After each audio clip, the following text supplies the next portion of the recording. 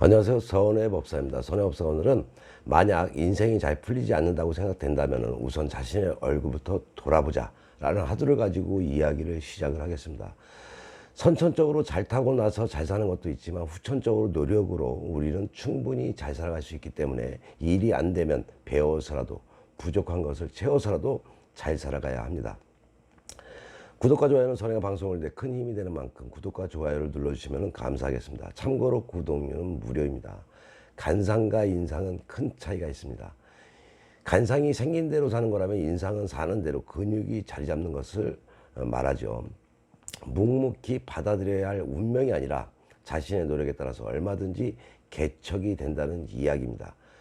그건 대상에 따라 인상이 달라진다는 걸 의미하죠. 기질과 속성은 20% 정도이고 나머지는 만나는 사람, 몸담고 있는 조직과 환경에서 영향을 받게 됩니다. 그러니까 인상은 사회의 모습이 개인에게 비춰지는 것이죠. 인상은 변화하는 것이다. 보통 사람들이 저 사람 참 인상 좋다라고 말할 때의 좋은 인상과 전문가들이 보는 좋은 인상과는 같을까요? 다를까요? 정답은 같습니다. 좋은 인상이란 같이 있으면 보기에 편안하고 보면 볼수록 더욱 정감이 가는 얼굴을 좋은 인상이라고 합니다. 인상은 생활에 따라 달라지게 마련입니다. 우리도 주위에서 결혼해서 얼굴이 좋아지거나 나빠진 경우, 취직을 해서 얼굴이 좋아지거나 나빠진 경우를 쉽게 볼 수가 있죠. 이것은 처한 환경에 따라 뇌의 명령이 달라지고 그로 인해 얼굴 근육이 바뀌기 때문입니다. 만약 인생이 잘 풀리지 않는다고 생각된다면 우선 자신의 얼굴을 돌아보시기 바랍니다. 나쁜 습관을 버리고 웃을 일을 자주 만들며 하루 15분 이상 명상의 시간을 갖는 것이 좋습니다. 동경한 사람의 얼굴을 떠올리며 닮으려고 애를 쓰고 주위에 덕을 쌓는 것이 중요하겠죠. 다음에 주위를 둘러볼 차례입니다. 자신과 맞지 않는 사람들 사이에서 생활하고 있다면 가감하게 인간관계와 환경을 개선할 필요가 있겠죠. 돈을 벌고 싶다면 돈을 잘 버는 사람과 교분을 쌓아야 돈을 버는 길이 가까워집니다. 성공한 사람들의 인상을 보게 되면 얼굴에 탄력이 있고 많이 웃어서 입꼬리가 올라가 있으며 눈이 초롱초롱 빛나고 목소리가 단전해서 나옵니다. 이 세 가지가 공통점이 있습니다. 이런 사람들 주위에 지인으로 친구로 자리하는 것이 중요하겠죠. 이렇게 인상을 바꿔놓는 가장 큰 요인은 바로 인기, 스스로의 기운도 중요하지만 사람들과의 관계에서 오는 기운의 영향을 더욱 크게 받습니다.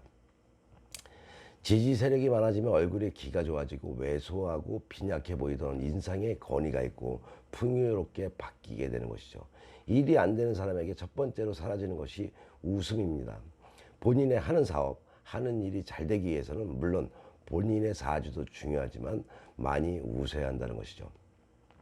많이 웃는 사람이 복을 부르는 법이란 것을 잊어서는 안 됩니다. 돈은 균형과 조화가 맞아야지 찾아옵니다. 오로지 돈을 벌어야겠다는 일념만으로 돈이 벌리지가 않습니다. 돈은 사람과 함께 사람을 통해서 오게 마련인 까닭입니다. 돈을 벌고 싶다면 돈이 벌리도록 도와줄 수 있는 사람부터 사귀는 게 순서입니다. 그들과 선의의 관계, 인간관계를 맺다 보면 돈이 들어오고 나가는 길을 파악할 수가 있습니다. 그리고 평소에 사람들에게 덕을 쌓고 많이 베푼 사람에게 복이 돌아온다는 것을 옛말이 하나도 틀리지 않음을 알게 될 것입니다. 보통 코가 둥글고 콧망울에 살이 붙어 탄력이 있거나 귓볼이 두툼한 사람에게 재물운이 따르는 것은 사실입니다. 재물운은 타고나지 못한 사람도 탄력 있는 코를 만들 수가 있고 반대로 재물운을 가진 사람도 관리를 잘하지 못하면 탄력을 잃을 수가 있다는 것을 잊어서는 안 됩니다. 이 눈썹만으로 아이의 성격을 진단해 볼 수도 있습니다. 인상학을 자녀에게 적절히 활용한다면 큰 효과를 볼 수가 있습니다. 눈썹의 생김새만으로 성격이 가늠이 됩니다. 눈썹이 차분하게 누워있는 아이는 대인관계가 원만하다. 이런 아이에게는 명령적으로 말하는 것보다는 이건 이렇고 저건 저런데 어떻게 생각하느냐라고 물어야 설득하기가 수월합니다.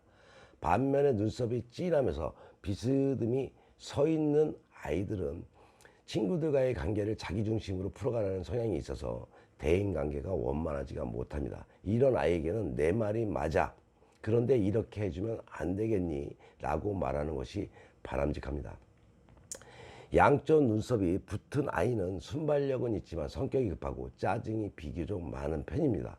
이런 아이에게는 손가락 한 개가 들어갈 정도로 눈썹 사이에 털을 뽑아주는 것이 좋습니다.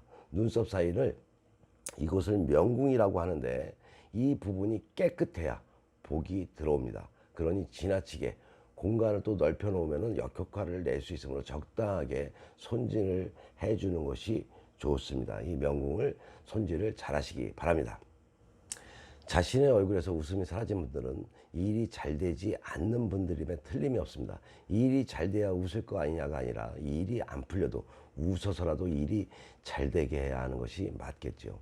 선의 유튜브 방송은 좋은 운을 만들어 잘 살고 배워서 잘 살며 깨닫고 반성하며 지혜로운 삶을 살아가자는 방송인 만큼 항시 얼굴에 웃음이 사라지지 않는 하루하루 되십시오.